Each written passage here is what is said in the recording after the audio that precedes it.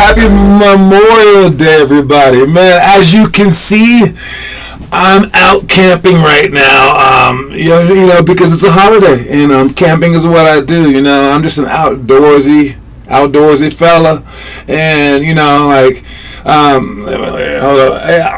be there in a second, everybody. I'll be there in a second. We got some marshmallows ready to go and things like that. But anyway, why isn't the wind blowing? It's very, very calm. It's very serene. Yeah, same with the sun. Probably won't move, and it's pretty out here. It is nice out here.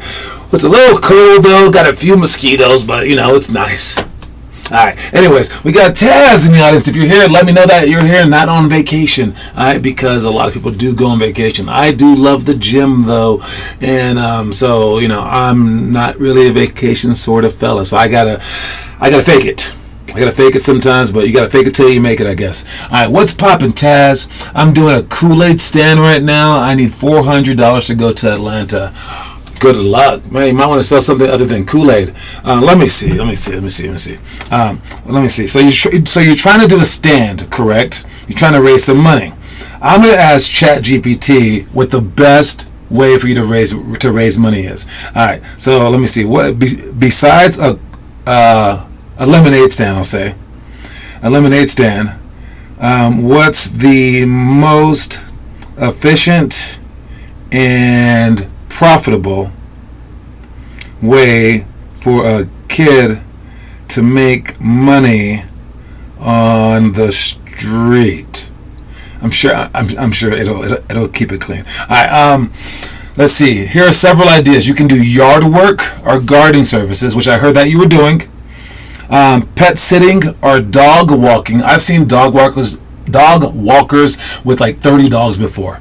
Car washing. I don't know about that. Babysitting, arts and craft sales.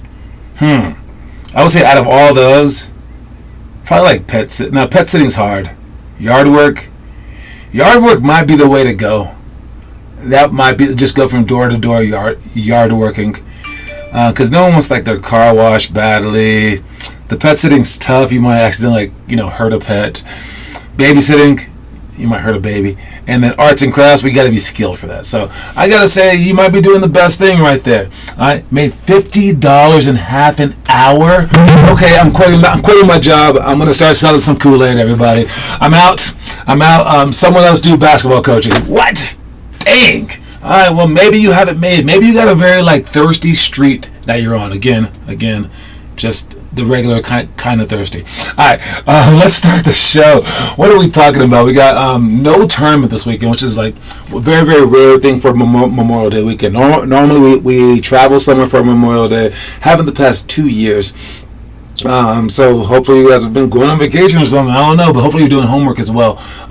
We are again off next weekend. Then we should be starting the Jam League the week after that. We also have our camp coming up here soon. Make sure that you sign up for the camp. If you bring somebody, I guess I can offer some kind of deal. So if you have some friends that want to come, we can offer you guys like a group discount or something like that. So if you have friends, let me know and you guys can sign up together. Alright, let's see, what else is there? I think nothing else besides our quote of the day. Let's go to the quote of the day. The quote of the day is, know thyself. Know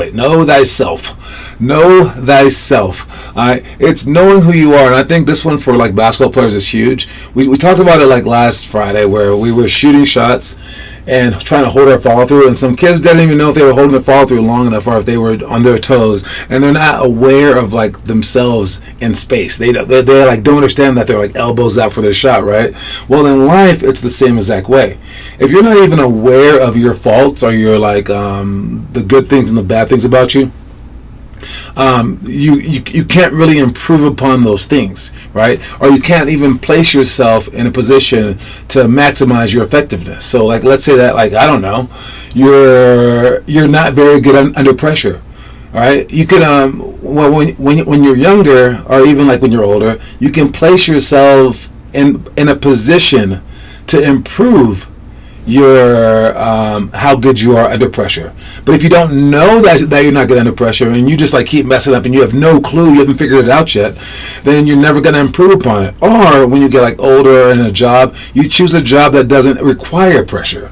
Right? And all this comes from knowing yourself. Right? Know if you're a three-point shooter. Know if you're a dunker. Know what you're good at and what you're bad at, so you can either put yourself in position to be better at it, or you can put yourself in position to improve upon it.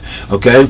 And this saying, it's not just some like new age philosophy. All right? This saying comes from the ancient days. And when I'm talking about ancient, I mean like 3,000 years ago this crap was said. Again, let me check it out. Let me see. So the phrase was Nathi Sutin. Alright. So I'm gonna say, when was the phrase know thyself first used? Again, I'm gonna try to make as much of this show about ChatGPT as I can, just for the heck of it. It's often associated with ancient Greek philosophy and is associated with Greek philosopher Socrates. However, it is important to note that the exact origin and first usage of the phrase are difficult to determine with certainty. The phrase is believed to have appeared in various ancient Greek texts, inscriptions, including those by Plato of the Temple of Apollo at Delphi. Its emphasis on self-reflection and self-awareness has had a lasting influence on philosophical and introspective traditions throughout history. This has been around forever. Where I first heard about it was in the movie The Matrix. And above the the oracles, kitchen, the oracle is the lady that told him his future. And she said, "You're not the one, Neo. You're not the one." Above her, her kitchen, it said, "Know thyself." It might have said Nathi Suit. I'm not really sure, but I looked it up, and it turns out that that was an inscription on the oracles of Delphi, which in ancient times people went there to be told their future. And at the base of it, before you even enter it, it just said Nathi Sutin. And again, I don't know if I'm pronouncing that right, but it doesn't matter. And what they said was that was either an inscription saying that before you can know your future, you have to know who you are, or it was a warning you don't even have to come in here. If you know yourself, that's the only kind of oracle that you need, is to just know who you are. So you can see it either way, but either way, it's a very, very big thing, and it's always been a big thing among philosophers, among business people, among athletes, to know who you are and to truly know who you are. I love taking this test called the MBTI, and it tells you what kind of personality type you are. It kind of tells you what your strengths and weaknesses are, or where you should go versus where you shouldn't go if you're going to become as great as you can be. And while you should become anything that you want to be, and that's fantastic, it's oftentimes best to make sure that you take your strengths with you and apply them in a way that will have a lasting impact. So I implore you guys to know yourselves, to figure out yourselves, to think about what you're good at, to think about what you're bad at, and you think about it in an honest way. Don't be lying to yourself. That's the quickest way to get lost. So try to see yourself as truthfully as possible, and take criticism, because what people are telling you has at least an ounce of truth to it, and you try to figure things out based off of that as well. All right, that's the quote of the day: know thyself. How about the workouts? Again, we have no workout tonight because it is Memorial Day. All right, but in the past, we had judgment shot, 7-minute shooting. No one posted 7-minute shooting, I don't believe.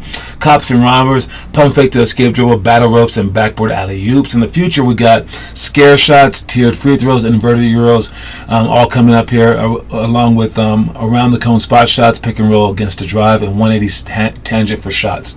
Stuff that we're supposed to, or meant to be doing today. And when I get a gym, by the way, we will never be taking a day off. I will always have that thing open. I don't care if it's Christmas, New Year, the end of the earth, okay? Would there be fire and brimstone just raining down from the sky? People going, "There's earthquakes everywhere! Oh my God!" I'd be "Gym's open. Anytime, guys. Come on in. Come on in. Come on in from out the brimstone. Come on in. Watch out for the dragon spewing fire over there. Just come on in, buddy. Right? I don't care. But today I do not own a gym, so it is what it is. But this is the stuff that we had today, and hopefully you guys are doing it on your own today. We got twist passes, no look passes, one-on-one defense only, closeouts to slides, mid post series, and post progression. If you want to see some of those, they look like this. Twist passes right here. Make sure that we drive, twist,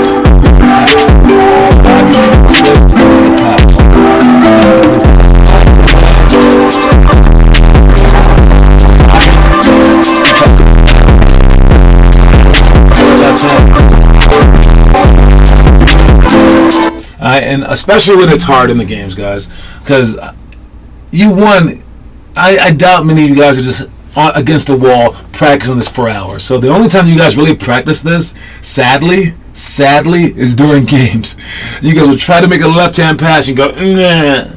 And then you're like, how many more times do I need to make it? Well, like 100, dude. You don't want to make them all during the game, and probably like 1,000 just to make your arms stronger, right? It's like lifting weights. You wouldn't want to lift weights during the game to get stronger, right? So do these twist passes during actual like practice time at your house over and over and over again, so you can get better at it. Way too much bass. Can't hear you when the music is playing. I know.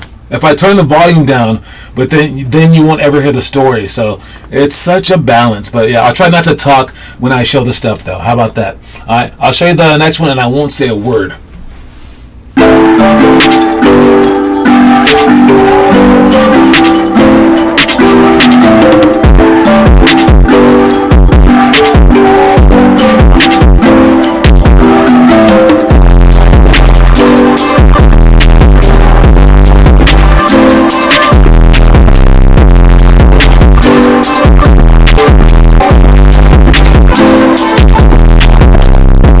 All right, now that one was one-on-one defense only.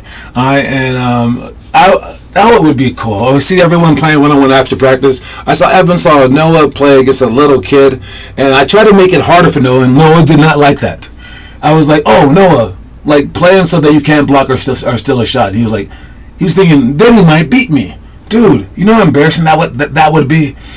What you should have done would have been extra cool is say, you think that you can be on the same court with me, little kid? How about I'll play you no blocks, no steals, and I will give you 3 minutes to score me one time.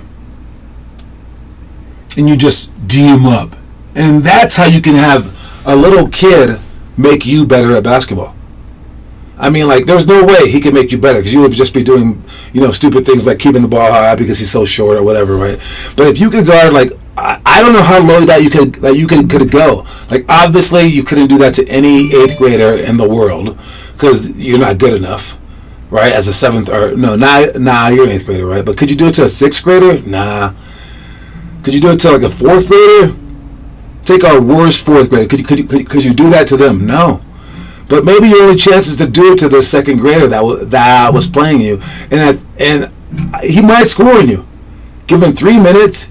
And you can't block the ball, and you can't still. All you can do is just move your body and like just chest him up like that. And if you did that, would your legs be tired? Yeah. Would your legs get stronger? Yeah. Would you get quicker? Yes. To me, it reminds me of Rocky Part 1. When one of his training methods was to chase a chicken around and he had to try to catch a chicken. This would be like trying to catch a chicken. So no matter what your competition is, there's always ways to get better. But this workout right here, one-on-one defense only, is a great one to get better at. All right. As for closeouts and slides, it looks like this.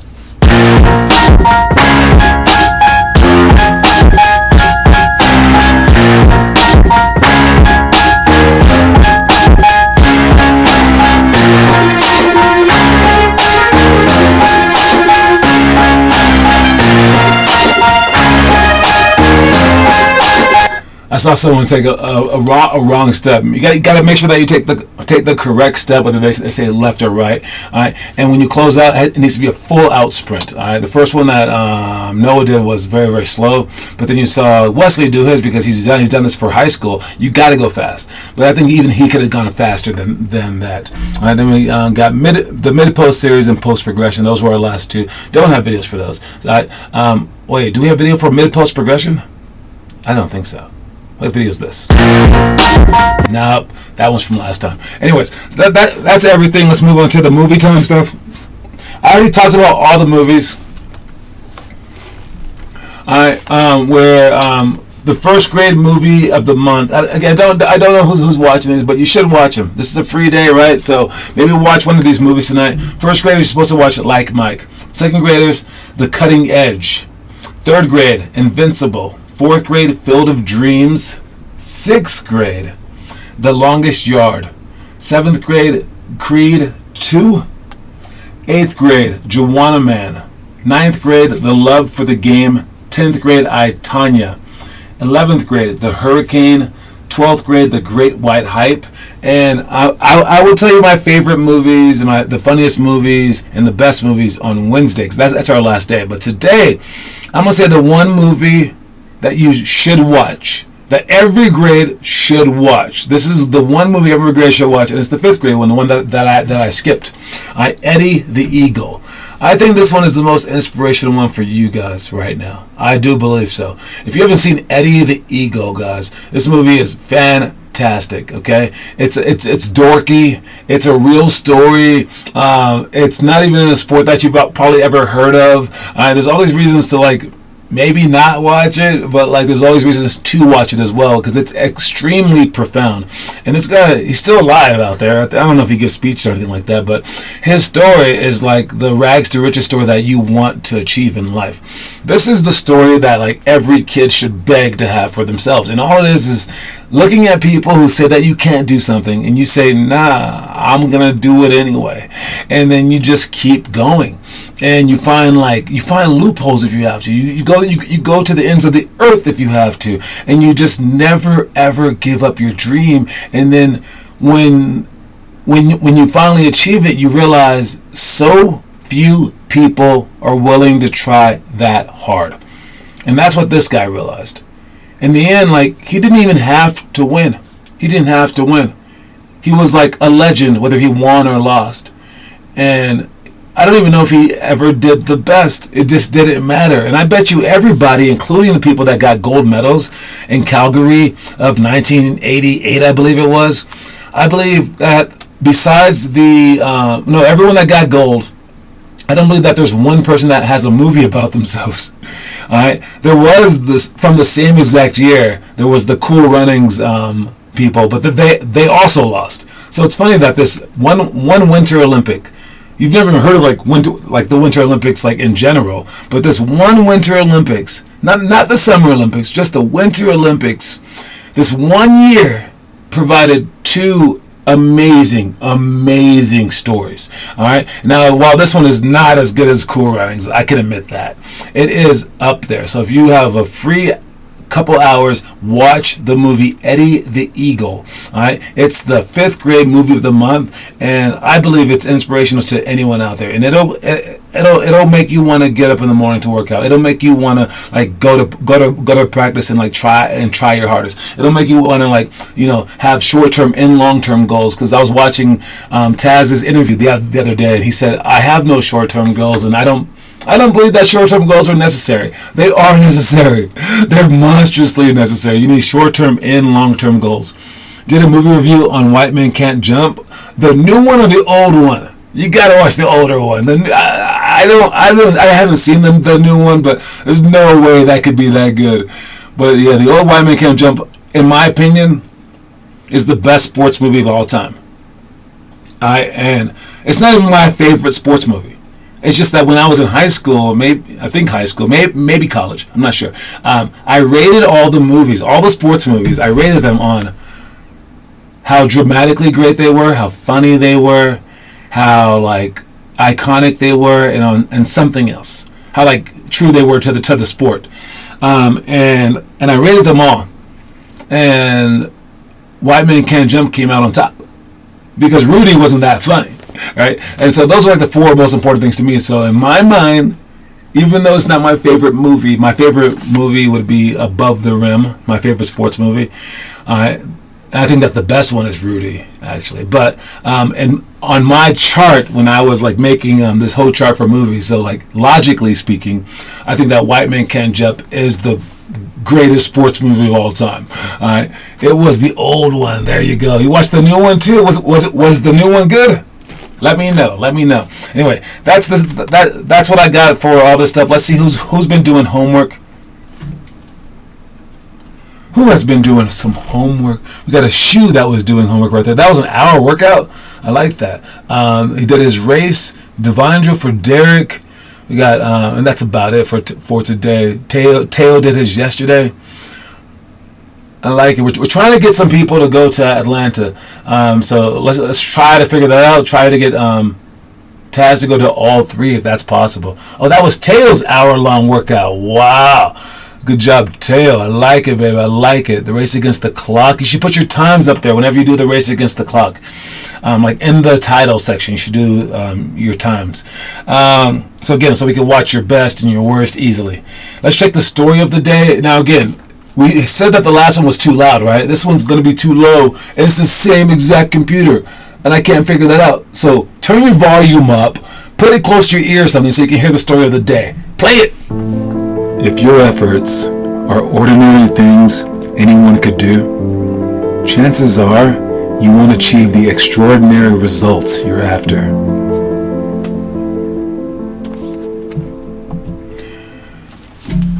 I like it. And we're back outside again, guys, because I'm camping, because I'm a camper. But yes, if your efforts are ordinary things that anyone can do, you probably won't achieve the extraordinary results that you're after. Did I say that correctly? All right. Yeah, basically I said it correctly. All right. So are you doing things that people can do or things that people can't do? Like what do your efforts look like? All right. So just look at it. Like are your efforts replicable? And chances are a lot of things that you guys are doing are easily replicable. You want to show people either by going every single day or just by like the pure like guts behind like your everyday workout that they can't keep up to you. And that's that Kobe Bryant story when Jay Williams was trying to work out before the game and Kobe showed up before him and drenched in sweat and stayed after him drenched in sweat and then played the game and kicked his butt. He said, no, I only came early because I heard that you were coming early and I wanted you to know that you would never beat me. Was Jay Williams on his way to being better than Kobe Bryant? No. Should Kobe Bryant be threatened by Jay Williams? Nope. Was he threatened by Jay Williams? Yeah. And some of you guys are out there, especially like the high school guys, are like, what? This little boy could never be as good as me. And they will let the little boy work out harder than they are. And they'll be like, oh, no, I don't care. And then, like, Kobe could have went to, like, his own gym and worked out and just said, oh, no, you got there 2 hours before the game? Just know I was working out at my backyard. No. Kobe put it in his freaking face. Kobe showed up to the actual gym. He could have went to high school to go work out, right? It didn't matter. He wanted to show him that he's better. And for those of you guys that don't post homework, it's like, why not show the world how amazing you are? Because you're going to have to show them on the court, right? So show them somewhere. All right? The new one was good, but it could be way better. I could imagine that. All right? So make sure that your efforts are just like truly just like astounding, and you won't have to worry about the results because the results will just speak for themselves. Okay? All right. Let's check the trivia question today. Again, I don't know who's online. It says that we have 2 people online, but we're very close to the last day. So hopefully, Caleb, he has a chance to catch Kieran. But man, Kieran just smacks y'all every single month in this thing. Let's see if you guys can do the quote, or not the quote, the trivia question of the day. Trivia question today is this: who was the first female drafted into the NBA? Not the WNBA, to the NBA. Who's the first female drafted into the NBA? Has there been one? Is that a trick question? I don't know. You figure it out. Who's the first female drafted into the NBA? What is her name? If she has one, again, it might be a trick question, but you only get to one guess. One guess. Try to guess the first female to be drafted into the NBA. Alright, that's anyone know the answer. First person understand the answer wins. Whoever wins the most for the entire month wins a coin. Alright, and if it's a tie, we'll go into the next month for those two people. Alright, that's the anybody? Nobody? You can use Google. Just type it in. Come on. Oh, man. Yo, dude. Clifton McNeely. Okay, look. I said the first female. Do you know what a female is? Clifton is a man. Clifton is like a male's name. Stop the music. Wow. But speaking of Clifton, speaking of old Clifford boy, alright, on our website that I have not really released yet, alright, I got all this stuff right here. And on this side of it, you can see like our teams. You can go to the 1st through 12th grade team, and you can click on the draft. We'll have a draft every year. If you scroll down on the draft, I needed some placeholders, and I had Clifton McNeely as our placeholder. And Glenn Selbo was the second one, Eddie Ellis. So you chose the first man to be drafted. I asked for the first female to be drafted. So a female is a woman. A male is a man. So that you got the wrong answer, but that's so funny that I happen to know Clifton McNeely. Now again, I say that you only have one chance. You just guessed Louisa Harris. That is the answer. I guess I can give it to you since no one else is even on right now. But geez Louise, Noah Masseth. I'll give it to you. There you go. I just added the point to your thing. And if you wanted to see this, it's Louisa Harris, the queen of basketball, first woman drafted into the NBA. Now, did she play? She didn't play, so it might have been just honorary. She was chosen by the Indiana Pacers. I know that. Pretty sure. But the Indiana Pacers? Yeah, something like that. But I'm pretty sure she must have been pretty good. People do waste draft picks, waste them on on special people. Sometimes, like if they've got hurt in an accident, if they feel like they're not going to use their draft pick, it could be a pretty momentous decision by the team to do that. And obviously, this one, her name will go down in history. All right. To finish it up, we got the game tonight. Yo, the Miami Heat have lost 3 straight after winning 3 straight. This might be amazing, the most amazingest thing ever. And the craziest part about this is that it's Boston. Boston's the better team. We all know that. But this rarely happens. Like in all the sports. And in basketball, this never happens.